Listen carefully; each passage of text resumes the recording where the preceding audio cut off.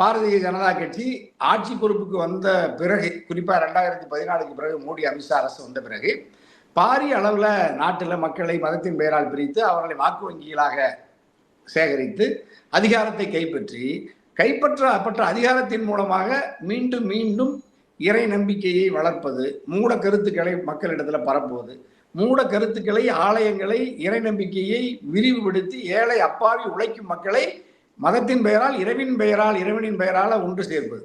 அப்படி ஒன்று திரட்டப்பட்ட பெரும்பான்மை மக்களை தன்னுடைய கட்சிக்கு வாக்களிக்கும்படியான சூழலை உருவாக்குவது. இதுதான் மிகப்பெரிய சட்டவிரோதம், தேச விரோதம்.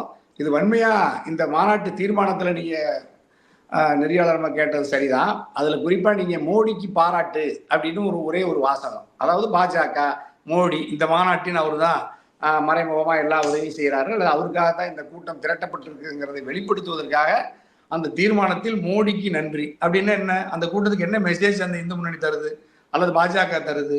அதாவது இந்த கூட்டப்பட்ட கூட்டம் அது பண்ணணும், அப்புறம் இந்துக்கள் வாக்கு வங்கியா மாறணும்.